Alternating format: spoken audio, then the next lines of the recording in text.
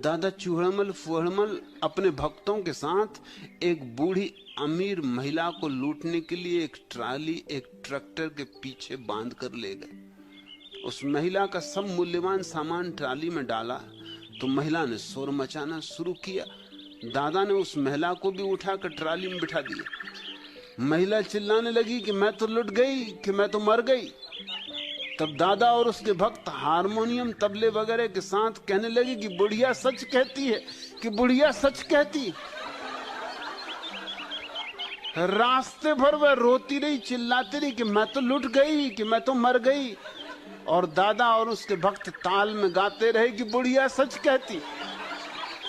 रास्ते में खड़े हुए लोग हंसते, पुलिस वाले हंसते और कहते कि भाई बुढ़िया सच कहती। अरे दुनिया में सभी लुट रहे।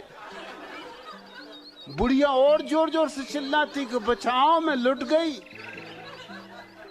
मगर दादा का भजन और भक्तों की धुन, सभी लोग कहते कि वाह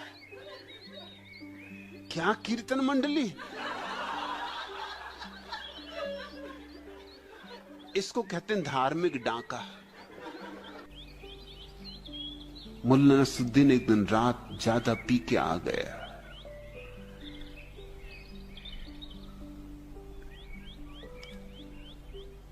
चाबी ताले में लगा के खोलना चाहे, लेकिन हाथ कप रहा, सो चाबी ताले में ना जाए।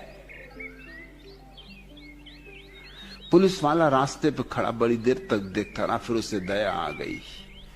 उसने कहा कि बड़े मियां चाबी मुझे दो, तुमसे न खुलेगी। नसरुद्दीन ने कहा खोल के रहूंगा, तुम्हें अगर इतना ही प्रेम भाव उठा तो एक काम करो, जरा मेरे मकान को पकड़ के खड़े हो जाओ। मकान ऐसा हिल रहा है कि मैं करूं तो क्या करूं। इधर दोनों की बातचीत चल रही थी कि पत्नी की नींद खुल गई।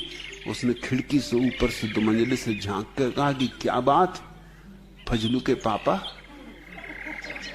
क्या चाबी खो गई? दूसरी चाबी फेंक दूं? नसरुद्दीन ने कहा चाबी तो बिल्कुल मेरे पास, अगर तेरे पास दूसरा ताला हो तो फेंक, क्योंकि इस ताले में चाबी नहीं जा रही, ये ताला मकान के साथ हिल रहा है। दूसरा ताला हो तो फेंक दे तो मैं खोल दूं और आ जाऊं।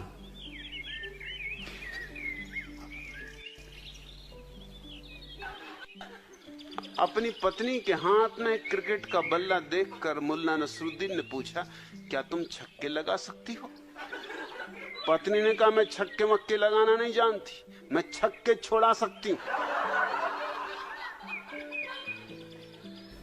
नेता ही नेता है। मैंने सुना कि मुल्ला नसरुद्दीन बाजार में खड़ा था अपने गधे को लिए और लोगों से कह रहा था इस गधे में ये खूबी है, ये पक्का जी हजूर गधा है, ये नहीं कहना तो जानता ही नहीं, तुम जो भी कहो एकदम सिर हिला के कहता है कि जी हां। लोगों ने कई बातें कही और वो गधा नसरुद्दीन ने उसको पाठ पढ़ा के रखा था, सो कुछ भी कहो से वो सिर हिला के कहे जी हां। चंदूलाल मारवाड़ी खड़े थे वहां, हर बात में जी हां कह रहा है। नसरुद्दीन से कहा अगर इसको ना कहलवा दूं तो नसरुद्दीन ने कहा अगर तू ना कहलवा दे तो 100 रुपए निकाल के बताया कि 100 रुपए दूंगा। चंदूलाल उसके पास गया और गधे के कान में बोला बेटा शादी करोगे? उसने कहा कि नहीं, एकदम ना कर दिया।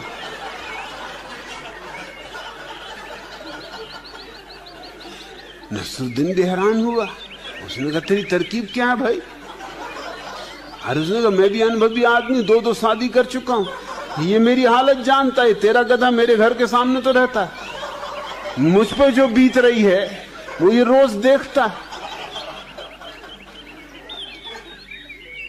एक पत्नी ऊपर रहती, एक पत्नी नीचे रहती, और अक्सर मेरी हालत रहती कि एक टांग मेरी ऊपर मकान पर खिंच रही, एक टांग नीचे खिंच रही। गधा हंसता है, इसको मैंने कई दफा सामने खड़े देखा, ये वहां खड़ा देखता रहता है। अच्छे फंसे चंदूलाल। तो मैं जानता था कि इसमें बिल्कुल ना कर देगा कि बेटा शादी करोगे, कि नहीं करते, और कहो तो इसको भी और ना कहलवा सकता हूं, मुझे कई तरकीबें मालूम है। कहा दोबारा ना कहलवा, 100 रुपए और ले।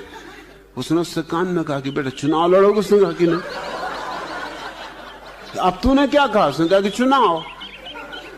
मैं 3 चुनाव लड़ चुका और हार चुका। जो फजीयत होती है वो भी ये देखता है, और नेताओं की जो हालत हो रही है वो भी ये देखता है। इधर पिटे उधर पिटे। नसरुद्दीन ने कहा भैया तू 200 रुपए ले, अब मुझे कहलवाना नहीं। पता नहीं तू और भी क्या तरकीबें जानता हो, और गधे में तुझमें 60 गांठ मालूम पड़ती। हरामजादे को मैंने इतना सिखाया कि हर चीज में हाँ भरना, और वो अभी दगा दे गया मुझे। यहीं दगा देगा। मेरा गधा मुझे दगा दे गया।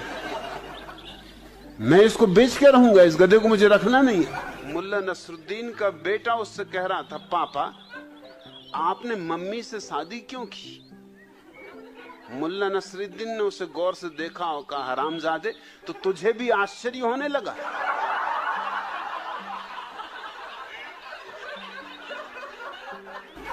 चंदूलाल गए थे तलाक देने। पत्नी एकदम उनको पकड़ के ले गई अंदर। चंदूलाल तो दुबले पतले आदमी, पत्नी भारी मजबूत, अंदर ले गई एकदम, और वकील से कहा कि हमें तलाक चाहिए।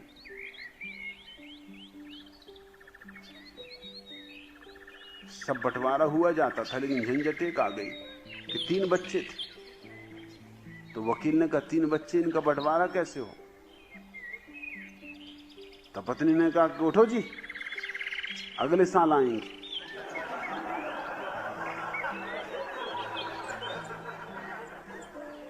जब 4 बच्चे हो जाएंगे तब बंटवारा कर लेंगे।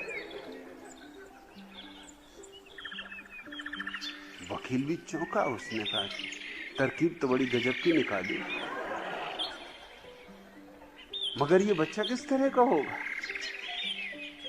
जो कि तलाक के लिए पैदा किया जा रहा है? ये बच्चा किस तरह का होगा? पत्नी ने कहा तुम बात में फिजूल की मत करो, तुम्हें अपने कानून से मतलब, मुझे अपनी जिंदगी से मतलब।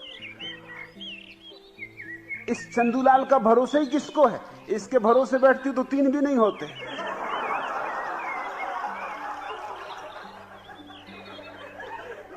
मुल्ला नसरुद्दीन और उसकी पत्नी में झगड़ा हो रहा था। झगड़ा इस बात का था कि घर का मालिक कौन। पत्नी ने कहा मैं तुझे बताती हूं घर का मालिक कौन। वो लेके बैलन उसके पीछे दौड़ी। मुल्ला भागा और बिस्तर के नीचे घुस गया। पत्नी है मोटी तगड़ी, वो बिस्तर के नीचे तो घुस ही नहीं सकती। सो वही उसका एकमात्र शरण। जब भी कभी ज्यादा खतरा हो जाए वो बिस्तर के नीचे, वहां उस पत्नी की पहुंच नहीं, वो बिस्तर के नीचे बैठ गया पद्मासन लगा के।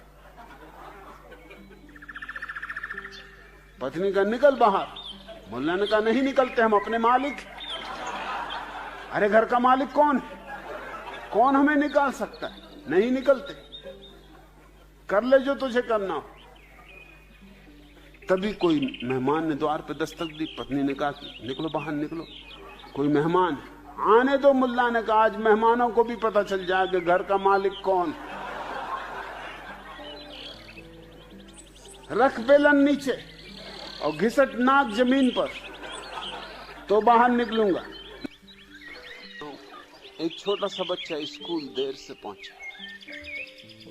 अध्यापक ने पूछा कि इतनी देर कैसे हुई? उसने कहा कि मैं क्या करूं, वर्षा हो रही, आप देख रहे हो कैसी कीचड़ मची। 1 कदम आगे चलता था, 2 कदम पीछे सरकता था। शिक्षक भी था तो होशियार, गणितज्ञ था। उसने कहा अच्छा 1 कदम आगे चलते 2 कदम पीछे सरकते तो फिर पहुंचे कैसे? उसने कहा लड़का भी होशियार था। उसने कहा कि फिर मैंने घर की तरफ चलना शुरू किया।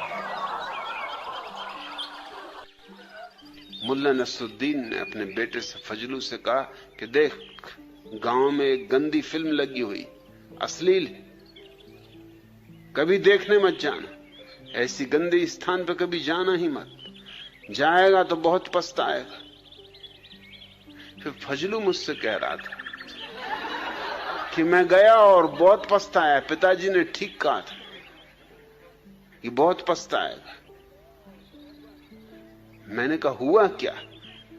उसने कहा हुआ ये कि पिताजी ने जो कहा था सब ठीक निकला। उन्होंने दो बातें कही थी, एक तो ऐसी चीजें देखने मिलेंगी जो नहीं देखनी चाहिए, और दूसरा कि बहुत पछताएगा। दोनों बातें हुई।